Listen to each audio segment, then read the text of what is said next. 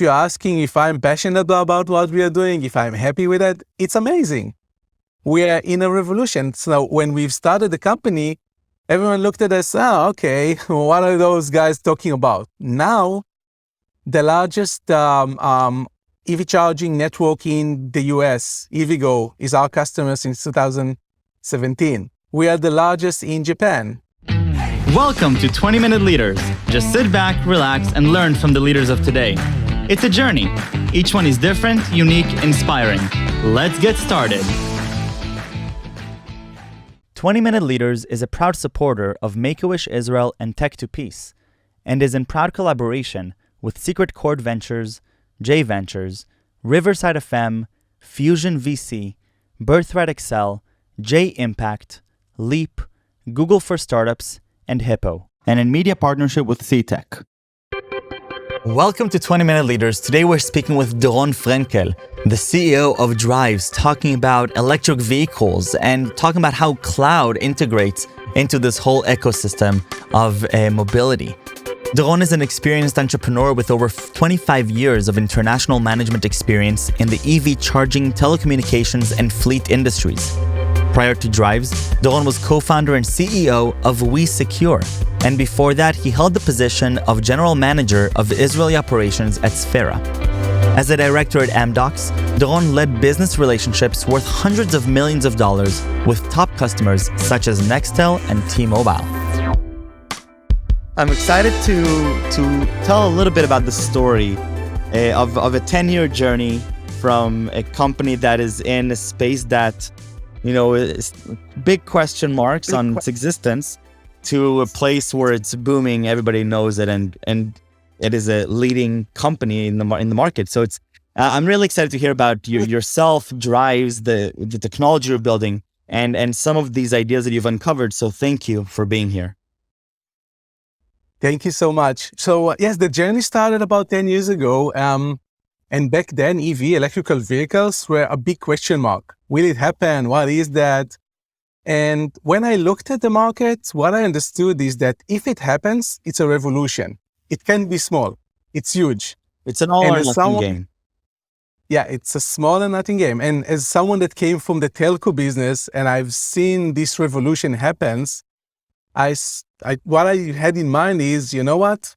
If it's a revolution, it's interesting because you can make a change. Right. You can contribute to a change, and you know what? You can make money out of it. What I soon realized is that we're in the middle of two revolutions, the mobility revolution and the energy revolution. So two revolutions at the same time. Let's jump and do that. And I just want to make sure to differentiate two revolutions. Energy and mobility, people often conflate the two and put them together, assuming that energy is a part of the mobility revolution. You're saying that they're two separate revolutions. Two separate revolutions because mobility, once you get into EV and autonomous vehicles, it's a whole revolution. But from energy perspective, we are looking at a greener world. We're looking at renewables. We're looking at way beyond the car. Way beyond the cars. We'll see that the other thing is, if you look at if you look at pollution, so about 30 to 40% of the pollution is coming from transportation. But if we'll turn it into EVs, then we'll have more from the energy, more pollution from energy. So if energy is about 30 to 40%, it will grow. So now we have a challenge. And what I can show you is how we link those things together. Actually, how do you use the EV revolution, the electrical vehicle revolution, to support us in the energy revolution? So that's part of the passion. When we started, it was a big question mark about EVs, and then to connect EVs and energies together, it was more challenging, and it was even crazy. Today, it's trivial. You see that most of the vehicle manufacturers, if not all, are moving to EVs. They declare that they are not investing in combustion engine vehicles anymore. It's all about EVs.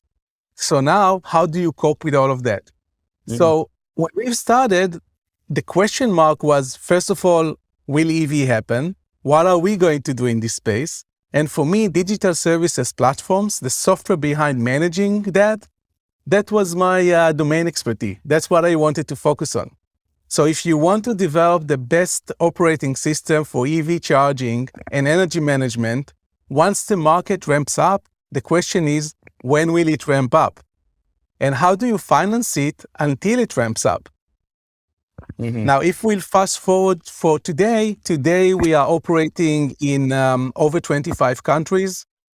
We have over 1 million drivers on the platform. Wow. We operate both from the energy side and the vehicle side. We are doing both billing, energy management. And on top of all of that, we found out that the charger environment, the chargers are not as stable as you want them to be. So the drivers gets to the charger and it doesn't work. There are so many issues around it because you have different software in the charger, different software in the car. It's a really complex environment. And our first large customer was in 2014. It was a company called ELAD.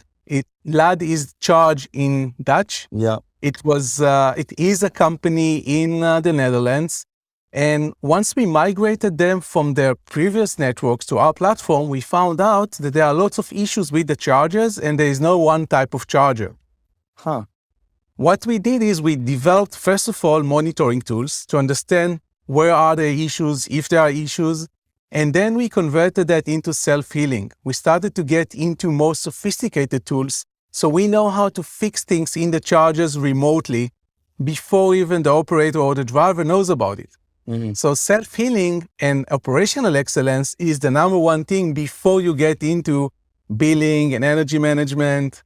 Then the second thing is we need to realize that eventually you have drivers and drivers want to enjoy life or to do what they need to do for their businesses, same as fleets. But it's a really, really complex environment. So how do you manage that? So we develop a platform that serves the operators, the guys that are managing the network of chargers, and we provide them the operational tools, energy management, billing, roaming. Roaming is the ability for someone to charge in one network, that register in one network to charge on the other. So it's about roaming. And why is that? Why is that an interesting feature? Important because think about you as a driver. So you signed up to one network, and anyhow you don't have enough public chargers. Yeah. So the networks, because the networks are too small, right?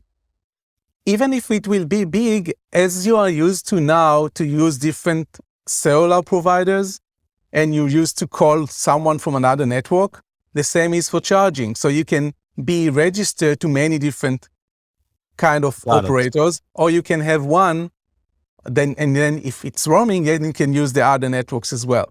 Sure. So this is sort of the consolidation that we see now also within our own network, which is, regardless of where I'm registered, there are services now that sort of consolidate all of the different cell towers.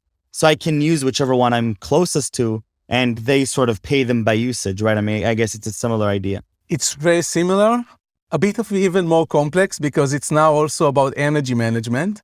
So what we provide the tools to the operators, but we also provide the tools as white labeled apps and portals to the drivers. And the drivers needs to charge whenever they are. So you don't drive to fuel or drive to charge. You charge where you are.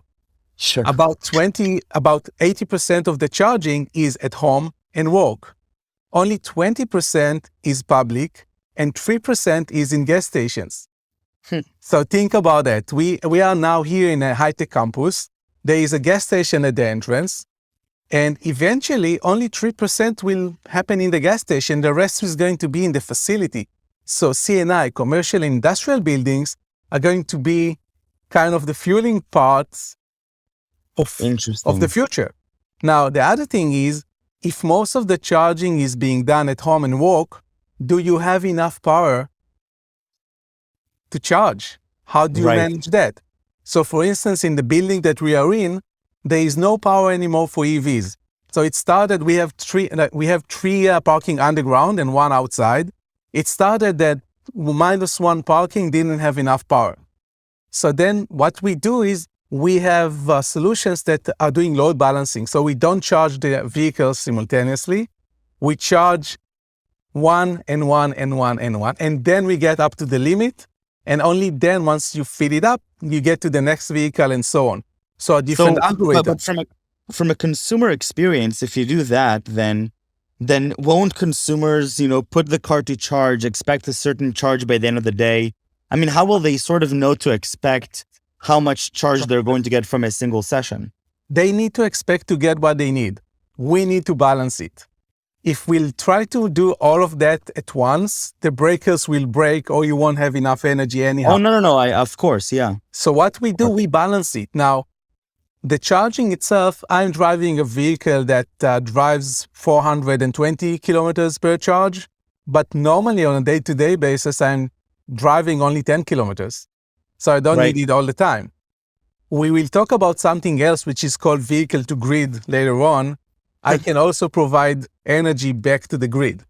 That's so cool. What happened is that, okay, so we balance it. We decide which one is charging. If it's a salesperson, probably we'll give him more priority, or if it's a VIP, we'll give him more priority. But also then it's not enough. So what do? We are adding renewables, and in our case, we also are adding batteries that we charge overnight, and we use the batteries to charge the vehicles throughout the day. Okay. So you can bring batteries from a centralized source of power outside, bring it in, and those batteries can now be used to charge. And so you're adding an additional grid to the power supply of the building. Yeah, we actually also acquired a company, an Israeli company, that developed a very unique technology where if you're looking at batteries, the weakest cell wins. So if you're looking at the remote control, you are told all the time, replace both batteries simultaneously because the weakest battery will take the energy. So what they did is they have those I just opened a whole new world for me with remotes. And now things are making a lot more sense. I didn't know that rule that you replace both at the same time. You'll save a lot of energy and money now. I should know this. This is a little embarrassing for me. So what happens is they have those chips that sits on top of the batteries, and they decide which models to keep or not. So eventually you get almost twice as much as the capacity you have. But that's not only the case. You can use first life batteries, but also second life batteries. If you're using second life batteries, you solve a big problem of what happens with the batteries of the cars when they are over, when they are not useful anymore for the vehicles. You can use them as storage to assist EV charging or more. So this is an example of a company that we have integrated the solution between our software platform and their software solution on top of the batteries. And then we can serve more, we can provide more power to the different users. So it's about energy management on top of everything else that you have. So within Driivz, what we have is the ability to provide white label applications for the drivers, but we also have another thing, which is a whole set of solutions for fleets, for buildings, for MDU, for apartment buildings. And why do you need that? If you're a fleet manager, you need to make sure that the vehicles are charged on time. You don't care about recharging and complexity. So how do you make sure that it's charged on time? You need to have scheduling. What we did is we delegated the responsibility either to the fleet manager or even to the secretaries of the CNI, of the tenants of the CNI building, the commercial, like workplaces.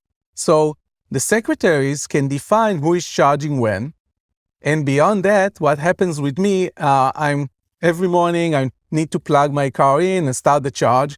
And in many cases, I have a phone call and I forget just to swipe the card. Now, so what happens? I don't have enough power in the evening, right? Because I forgot. Right. Now we have alerts. So the secretaries knows that I haven't started the charge when I was supposed to, and they can do it for me remotely. See, so we are delegating the responsibility and it makes my life a lot easier. So we have a whole set of solutions also for this entire ecosystem. So it's for the operators, for the buildings, for the fleets, and also for the end users.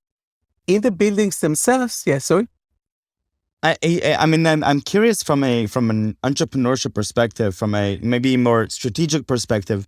It sounds like you're tackling three verticals that, three of them are sort of an integral part of this revolution, for the EV space. And I'm wondering, what was the decision to tackle all three versus narrow down on just one of them? and really double down on it? Because Yeah, they do sound overlapping, but not completely. So I tell you where we are focused. We are focused on large operators because what we believe on is that eventually you will have consolidation in the market like we had in the telco space. And once you do have this consolidation, you'll see big companies that are swallowing the smaller companies, and they need a solution that will fit their needs. So I'll give you an example. One of our customers is a company called Statkraft. The EV charging brand is Mer. Statkraft is the largest renewable company in Europe. Okay, so and they bought different companies. They bought the Vattenfall activity in the UK, two companies in Germany, one fleet-oriented, and one is targeted on CPO, charge point operator. The second biggest in Sweden, the second biggest in Norway. All of those kind of different companies that they acquired, we migrated them away into the Driivz platform. So we now manage some of the chargers are public, some of them are fleet, some of them are home chargers. So you need to support this environment with the different verticals, but it's similar solutions to them. The other interesting thing is also about energy management because it's the largest renewable company. So how do we integrate EV charging with energy management? And it gets back into the vision. So our vision is looking at the energy world, and we believe that we can drop the CO2 emission dramatically, and we can create a lot better world for our generations to come by looking at the EVs as battery on wheels. And let me try and sketch something for you. So the way that the energy consumption is done on a day looks like that. A small peak, that's 24 hours. A small peak in the morning and then a bigger peak in the evening. And if you look at that, the energy generation, we generate to the peak because you can't stop the transformers. And we'll talk about renewables in a second. It means that all this energy is gone by pollution and by money which is wasted. So what would we like to do? We would like to generate half of the energy, like that. Store it in the off-peak and use it in the peak. Store it on the off-peak and use it on the peak, like that. If we do that, we can generate half, right? So how do you store energy? Go in ahead, batteries, I'm right? following. This is You store fascinating. energy in batteries. Yeah. Where do you have big batteries? In the vehicles, Where? in the EVs. So if we'll start But to look, those aren't you then limited by nature of, each car can at maximum provide half of itself because you're using second life batteries, right? I'm talking about the vehicles themselves. So it's first life batteries of the vehicles themselves. So if you look at the vehicles themselves, that is the vehicle to grid. right? If you look at the vehicles themselves, then think about it. You have huge amount of vehicles. You are going to have huge amount of vehicles whilst the market ramps up. And if you look at that and you are looking at the EVs as battery on wheels, you can charge and discharge. It means that you can actually pay the driver for the energy as a utility as opposed to him paying for energy. So it's about energy balancing. It's not only vehicle to X, V2X or V2 grid, it's about also when you charge. You can decide if you charge in the morning, in the evening, how do you manage all of that? And if you look at that statistically with AI, artificial intelligence, then you can decide when to charge, when to take back energy. It means that not only you're using the EVs as a tool to reduce the pollution because it's cleaner, you can also use the EVs as a tool for a lot better reason, which is balancing the grid. And if you use that as an additional tool to balance the grid, you can create a better world for our kids, right? You can drop the CO2 emissions dramatically and make money out of it. So, so if you're asking if I'm passionate about what we are doing, if I'm happy with it, it's amazing. We are in a revolution. So when we've started the company, everyone looked at us, okay, what are those guys talking about? Now, the largest EV charging network in the US, EVgo, is our customer since 2017. The largest in Ireland since 2015. We are the largest in Japan. Only in Japan, there are 27,000 stations, 9,000 fast. So if you're looking at that, it's a huge amount of stations, but it's more than that. We expect that within several years, around 25, 26 probably, once the cost of a combustion engine car and the cost of the EV will be equal, we won't see only a ramp up, which is huge of what we see now. We'll see a hockey stick. So we need to be ready with the solutions, with the energy management, with the billing, with all of that until then. So you need to beat the inflection point. That's your the goal. And to create a better world for our kids. And to make money, right, for our investors. So all of that comes together. 100%. All of the consequences and the positive impact is amazing. But I love the tenacity of saying, there is going to be inflection point. After that inflection point, whatever we have, that's what we have for the infrastructure, because it's going to be a hockey stick. So either we find ourselves in big trouble, chasing after our own tail, or we make it to the inflection point, obviously, hopefully with Driivz being a leading figure there, and make it an incredible opportunity and impact. And Doron, I really want to thank you for being here.